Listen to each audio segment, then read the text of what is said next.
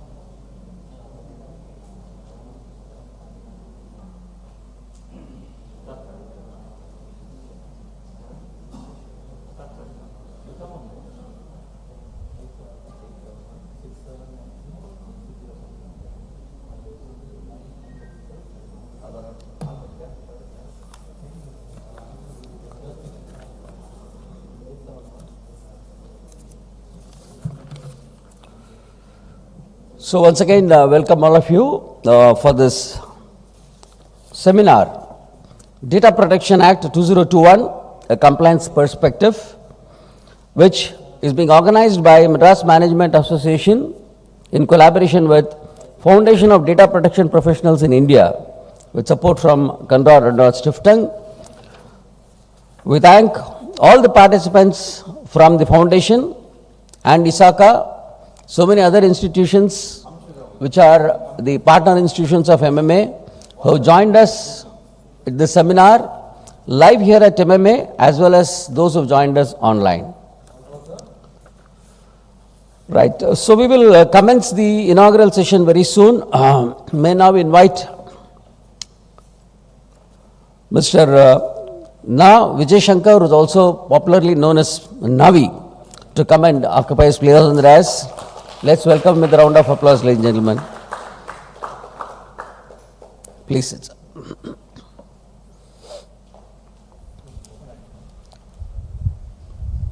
So we will also be soon joined by Mr. Ravichandran, IRS, Chief Commissioner of Income Tax. He would be joining us online very soon. And now may I also invite Group Captain R. Vijay Kumar, Executive Director, MMA, to take his place on the dais. So, by the time we have Mr. Ravichandran joining us online, I'm sure he'll do it very soon. Ladies and gentlemen, as I told you, we have 5 special sessions coming up, and this is the inaugural session. We have still people walking in. I think that has given us also enough time, and there are some more people walking in. So, yeah, thank you. Let's welcome the dignitaries on the dais with a round of applause, ladies and gentlemen. Yeah, that's great. Group Captain Vijay Kumar is Executive Director, Madras Management Association. He's taken on the mantle of MMA since 2007. He's been with us and has just finished 15 years of his service as Executive Director MMA just a couple of days ago. Under his leadership, you are all aware, many of you members of MMA, that MMA has been winning the Best Management Association in India trophy for 12 times in a row, including the year 2020-21. and he is a Presidential Award winner, Visishta Seva Medal. I'll just invite him to deliver the former welcome.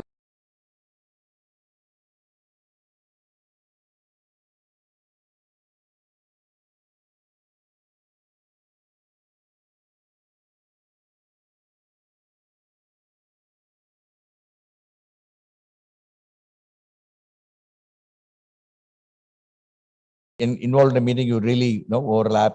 But he said, no, Vijay, I'm going to join online. So immediately next 2-3 minutes, we created a Zoom link, connected him, now he's on the line. I think this is a technology, what is going to do. So Data Protection Act is, if we are discussing rightly, so one, we have seen how the technology is going to impact us, where if you really position yourself, you'll be able to come. And it's indeed my privilege when Mr. Navi spoke to me, DPA 2021, we must discuss. It's very, very important for the industry. Straight away, we agreed to do that, and we also really delighted to have partners with us. Some of the organizations, ISACA, cybersecurity, and also American, Indo-American Chamber of Commerce. So I warmly welcome all the members from ISACA, Indo-American Chamber of Commerce, and also from the Cybersecurity Society, and the invitees invitees from Mr. Navi and people who are professionally connected with Data Protection Act. Now, coming to why we do that is we always discuss many times in MMA, data is the new oil. Maybe because they said new oil, the way the oil price is going up, I think data also getting too much of attention today. I think that's the reason we are doing this even today, and it's becoming costlier, like the way oil, because if you don't, compliance is not there. I believe we are going to do, which Mr. Navi and others will really share with you. One thing we have seen, the cost of compliance is very, very important, be it an income tax, be it GST, because we went through the GST, maybe some improper input rate we took, and we reversed it a small amount when we did the building, because there's no proper guidance, no guidelines. But what happened, we end up paying a penalty of 18% tax for the last 5 years.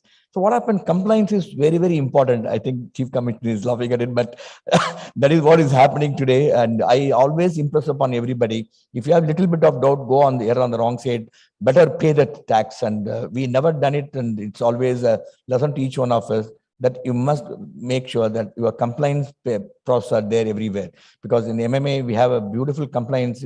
Every week, we give a compliance regulation to our compliance to our committee, and the data comes to us in terms of all the activities, because we are doing FCRA, we are under CSR, Implementation Authority, we are also under Income Tax Exempt Toll. When so many things are there, I think when I look at the compliance, I really look at people like you. I think it might be very tough, especially for business people. It's quite a tough, because they have to manage the business, manage the compliance, very, very important. So very warm welcome to each one of you. I thank Navi for choosing MMA to partner with us. All the viewers who are watching the program live from different channels of our MMA. As usual, if you have any questions, please do tell us, and it will be placed before the thing. Please enjoy the atmosphere in MMA. We got a lovely library. When you get time, we got about 3,000 ebooks and 1.2 million research papers are there in our library. We do some, I don't know how many of you, most of you maybe members of MMA, we really bring out outstanding e-magazine every month with embedded videos. So we use technology extensively. We got a full-fledged hybrid model to get in the speakers quickly, as quick as possible, online from any part of the world. So this all helped MMA to reach out to over 5 lakhs people watched the program last year. So that is a numbers what we are looking at it. We do not want to look back even at the pandemic, because we quite a bit focused on online and quite a bit focused on international speakers. Now, let me once again warmly welcome our Chief Commissioner, Ravichandran sir. Thank you. I know I really pushed you to join us online. Your presence would add tremendous value, sir, because the data, income tax is the one, the amount of data you have, because the 4% is the penalty on total turnover. If it happened income tax, I don't know what will happen to.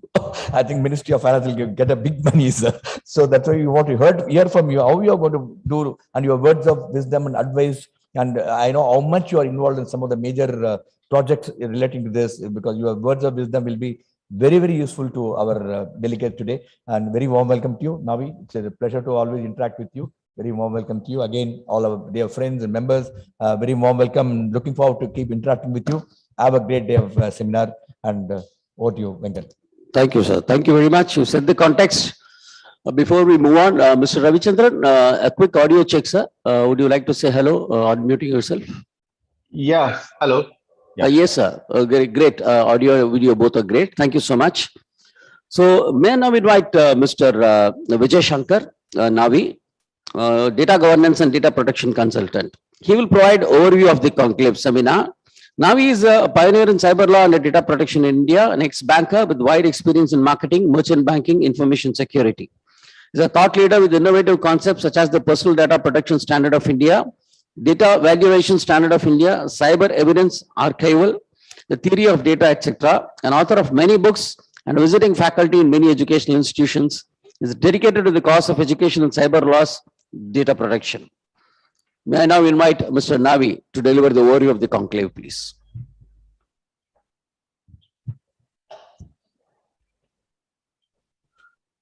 Good morning, friends. Mr.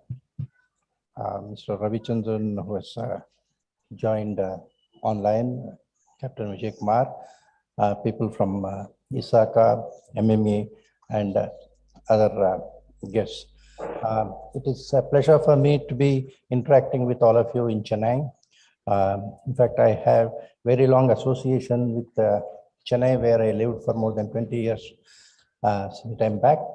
So I'm very happy to come back and discuss with you a topic which is very close to my heart, which is the new data protection law in India. I must, before I start, offer my special thanks to Captain Vijay Kumar, MMA, for having associated with us and made this event possible.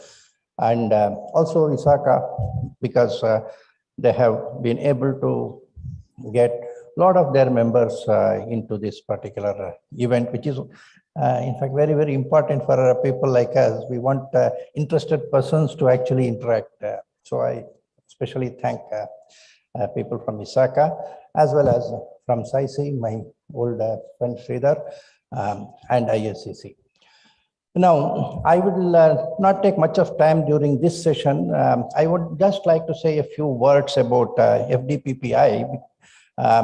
FDPPI, Foundation of Data Protection Professionals in India, is an organization of the professionals. We are not created by any large company and not the government or something like that. We have come together as professionals, and we felt way back in 2018, immediately after the GDPR came in, I personally felt that we in India are thinking that the GDPR will apply to all of us, and there is this 4% penalty. So how will companies face this challenge? That was when some of my friends in Bangalore thought we need to actually have an organization of the professionals so that we can reflect our thoughts in the designing of this new law. That's how in 2018 we started this as a Section 8 company, not for profit. And since then, we have been conducting a lot of outreach programs, basically online. In the last 2-3 years, more than 100 and odd conferences we did online. And we also created 2 exclusive programs, which I'm very proud of. It is more like our Atmanirbhar kind of a program. We created our own certification programs for data protection professionals, focusing on Indian law, which was absent in many other discussions. We also created a framework for the industry, so that whatever we teach in terms of, say, concepts, ultimately industry should be able to implement it. So we wanted to have an open standard system, a framework, which also we did. So I personally feel that these 2 are very important contributions FDPPI is bringing to the ecosystem of data protection. Hopefully, it will take years to actually develop this to the level many other organizations are known of. But given that more than 200 professionals, each with experience of 10, 20, 30, 40 years in the industry are together in FDPPI, we would perhaps be able to create some very specific, say, achievements in the field of data protection. And particularly, we want to interact with the industry so that before this act comes. Many people ask me why we are doing all this before the act comes. I feel it is before the act comes that we should get ready. We are not in the situation where let the law come, we will see whatever happens. This was the situation which we have faced in Information Technology Act as a law. Nobody took it seriously for decades. And today we are talking of ITA 2000, but we don't want a similar thing to happen for DPA. So we want DPA 2021 to be spoken of in 2020. That is our approach. We want industry to be ready before the law comes into being. So we are trying to engage with the industry people and develop, actually, one of the objectives of this seminar is we want to develop codes of practice for different industries so that we will not be complaining with the DPA, Data Protection Authority, that you brought something which we cannot implement. We will tell you what we can implement, try to see whether you can accommodate. This is the kind of self-regulatory approach we are trying to bring in. I will discuss most of this during the day. So I think I will now hand over the mic to our chief guest so that he can share his thoughts. And thereafter, we have the full day as a symposium where all of you also should participate in the discussion. Okay. Thank you. Thank you, Mr. Navi. Thank you so much. I think you've set the tone for the seminar today. We are joined, as you all know, by Mr. R. Ravichandran ARS, the Chief Commissioner of Income Tax. Let me briefly introduce him to you all, though I know many of you know him by now. He did his master's both in maritime science as well as in soil science before joining the IRS. He has been Chief General Manager of SEBI prior to joining the Income Tax Department. He's been the Additional Director General of Income Tax. He's been the Director of Income Tax Investigation for about 4 or 5 years. Then he was appointed as the Principal Director of Income Tax in the year 2017 at Bengaluru, currently serving as the Chief Commissioner of Income Tax, Bengaluru, Karnataka. So thank you so much, Mr. Ravichandran, despite your busy schedule as brought out by Group Vijay Kumar, you've chosen to join us this morning. We are looking forward to your insights on this very, very important aspect of Data Protection Act. May I request you to please share your perspectives, please. Okay, thank you so much.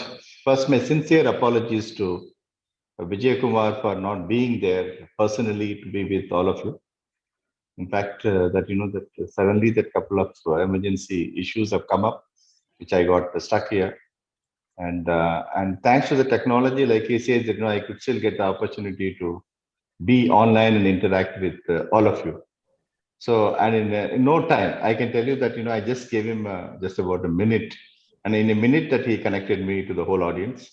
Thanks, Vijay. I think it's amazing technology, that makes all of us to kind of, be together today. And if I look at it as a data protection, because this is a topic which has been very close to my heart. In fact, I have been in many committees since 2000. I think, initially that, that in 94, we had it kind of an exchange of data that, used to be one of those major issues that we spoke about it in early 90s. So that time it used to be a kind of, the maritime information that, I was working as a Deputy Director General of Shipping in DG Shipping, Mumbai. And the arrival and departure information data of all the ships. And then what kind of a cargo movement all over the world. All of you know that close to about this, 70% of the value of the cargo, 90% the quantum moves by ship. So what is more important for e-commerce industry is that, basically the trade and commerce, they would like to have this data available on the movement of goods.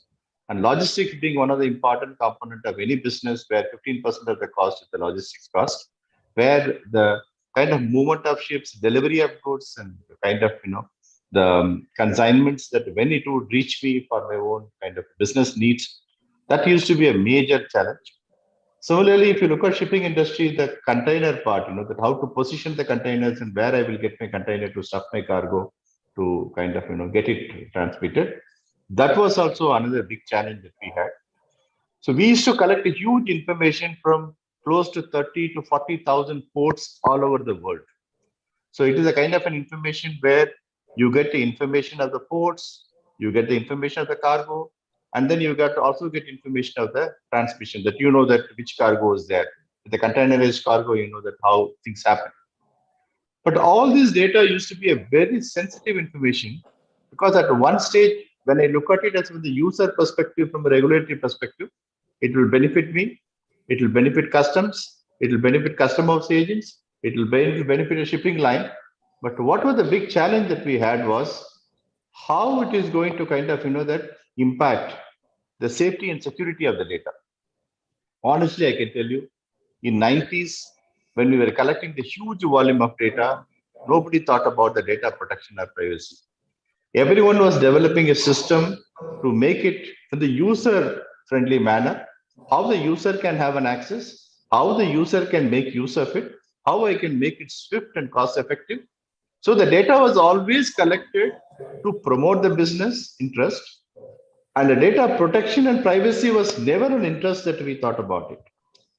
Come 2000, maybe that, that is the time that I worked in SEBI, and we had a committee on data protection with RBI and SEBI, because that is one of those information that we talk about is the financial sector information.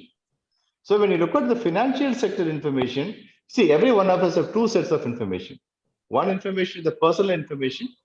That personal information is about my own behavior, maybe the way I look.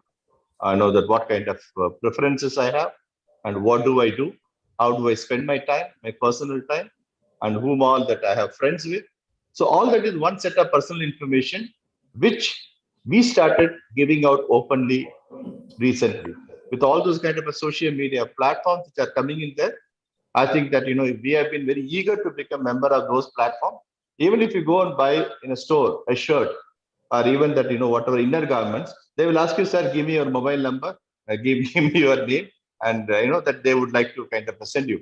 In fact, this time I can remember on my birthday, I would rather get more wishes from this kind of, the commercial establishment where I have traded, and all the mutual funds and bank accounts, they wish you a happy birthday, than the kind of the real friends that whom I know physically, and, whom I can kind of, the count for. So the kind of information that I have, my anniversary date and my birth dates are available with more people in the sector outside the domain of people whom I wanted them to know than the people that, that who are in my close circle. So the personal information has become a marketable commodity, and it has become like available for a price. So you get all those kind of, that solicited calls that, which is coming from the unsolicited, whatever that, that entities that, they would be after you, and they will kind of, that bombard you with all this kind of specific calls.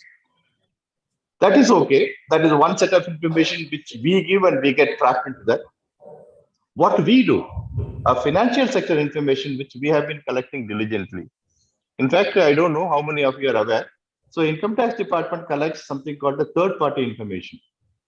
So basically anyone who would like to kind of, that pay the taxes, they wouldn't like to pay the taxes, on their own. If I kind of tell them that, they only like to pay the taxes on information that I know. On information that I am not aware, people are given a choice, and, they don't want to pay, they don't want to pay. So this has been the scene that where we started collecting information with the third party.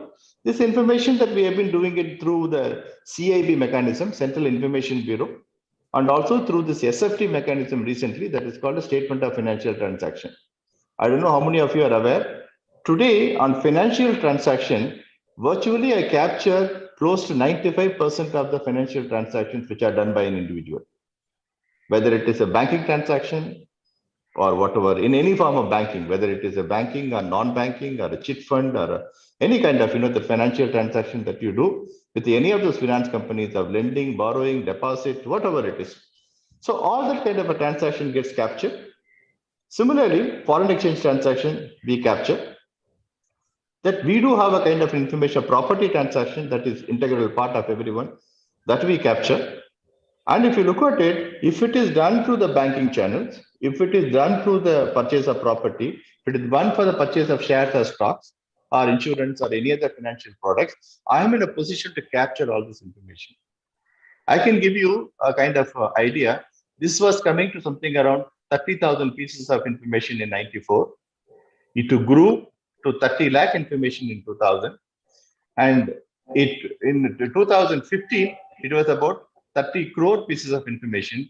From 15, there has been an explosion of collection of information. Today, I collect about 300 lakh crore pieces of information. The 300 lakh crore is a kind of a transactional information that I get. That kind of a transaction information, imagine, it is basically a financial transaction information of each and every individual. Then I have to put it in some box to know that what does this person does. What does this person does? I have only one common identifier that I can look at it, whether it is a PAN or an Aadhaar. Now you know that PAN and Aadhaar are linked to that. So I can put everything into one identity, one identifier. So I can aggregate all those transactions and know that, yes, as of now, I have 56 crore PAN numbers that I have. So even though that I may have a less number of assessees who are filing the return of income, but the PAN numbers are quite huge. So if I have that many number of PAN numbers, and then I also seeded those PAN numbers to Aadhaar, we are in a position to map a person's complete financial profile, what he has done, and then tell him. Earlier, the system was, it was like a merit-based regime. What is the regime? Where I kind of keep the information, verify and say that disclose or not disclose and issue the notices to you. No. Now we have gone the way that disclosure-based regime. That means I disclose it to you.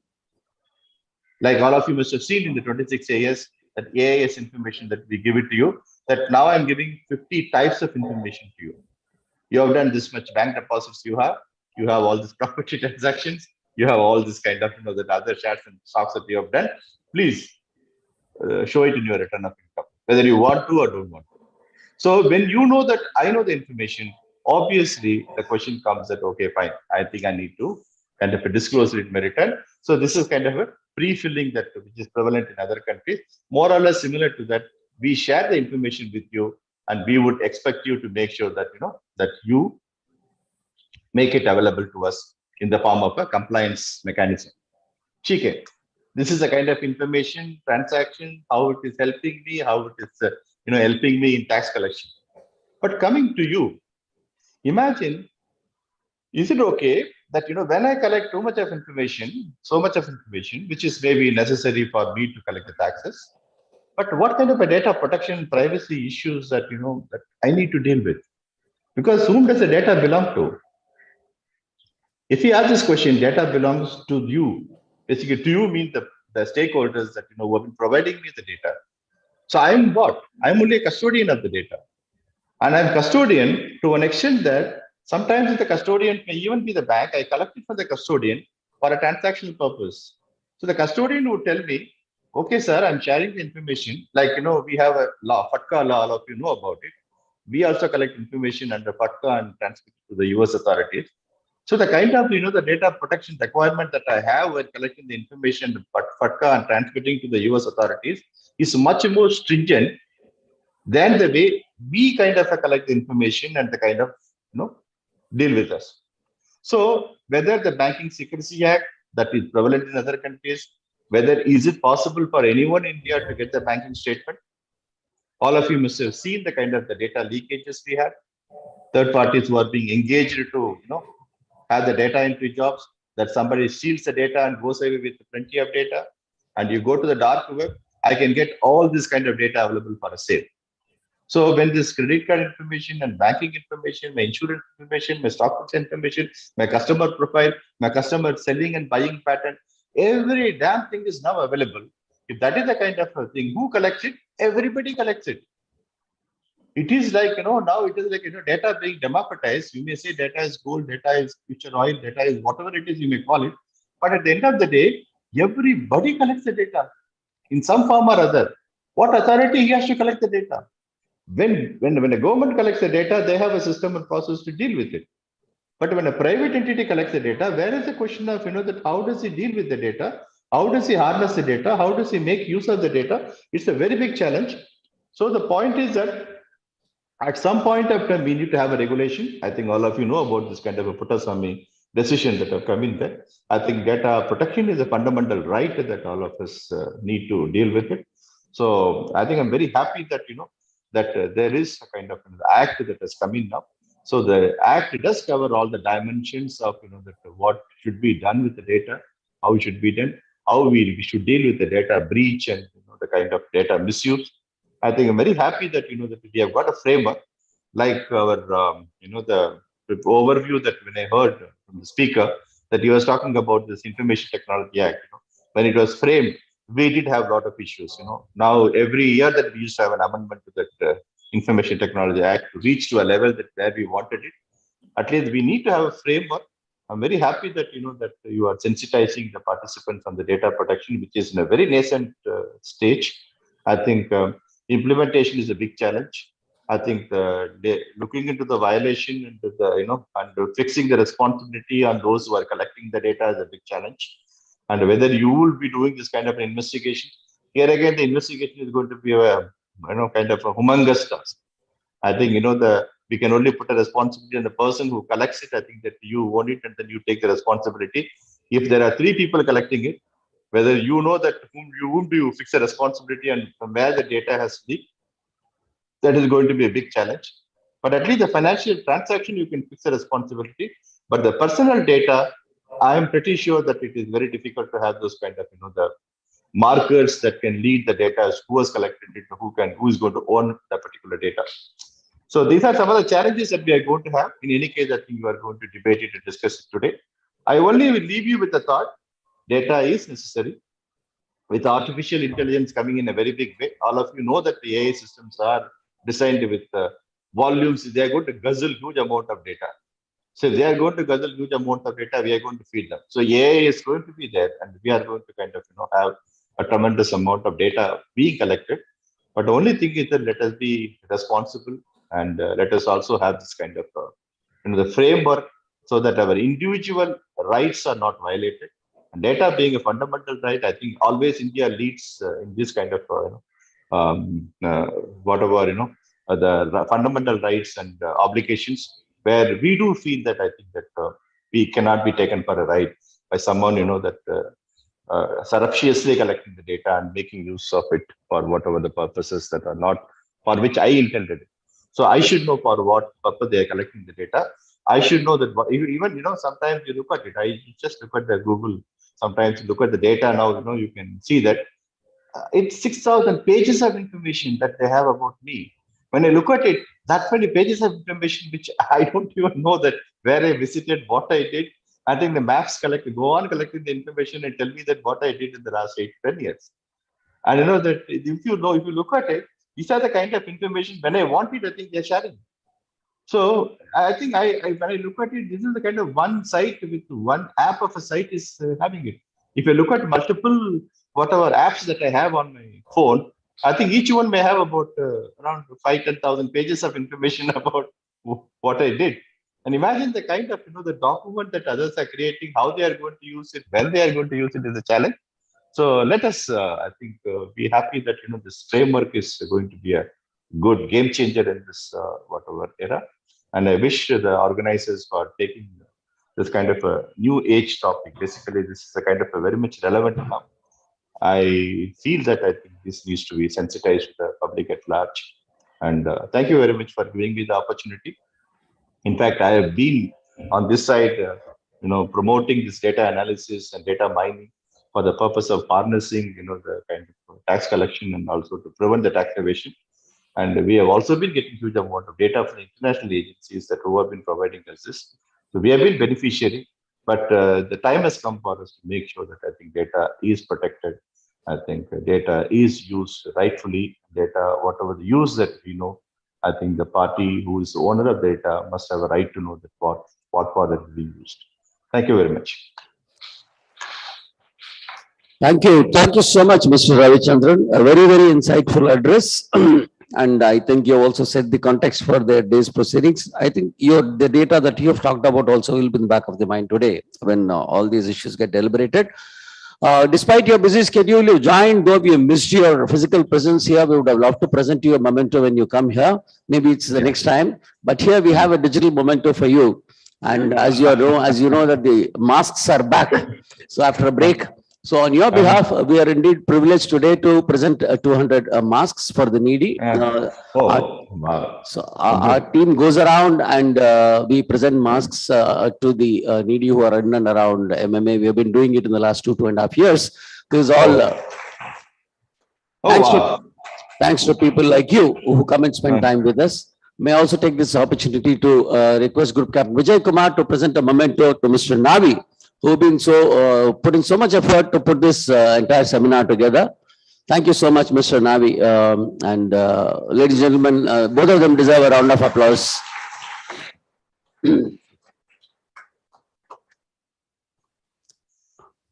So thank you. Thank you so much. Thanks once again, Mr. Ravichandran. Thanks a lot, sir. Thank you. I'm missing your coffee. You cannot give me a digital, transmission of it. So always I used to enjoy the coffee and snacks at MMA.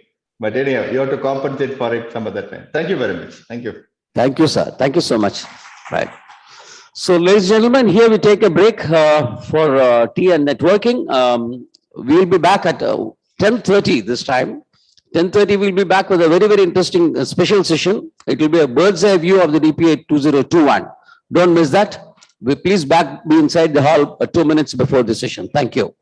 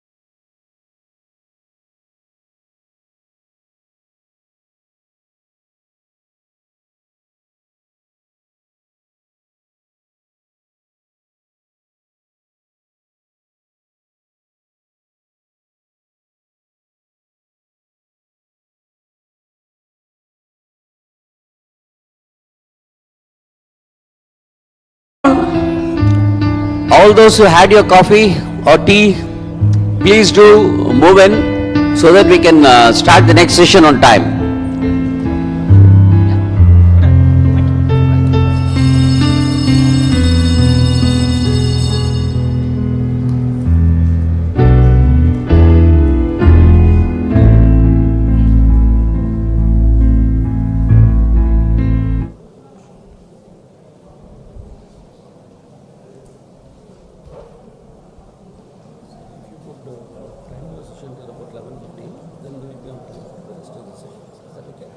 Okay, I may actually, let me see, just, okay. This one, give it to me.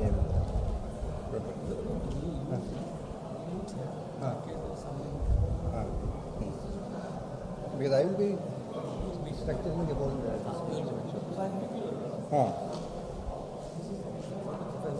Okay. Just keep this useful with you and that's all.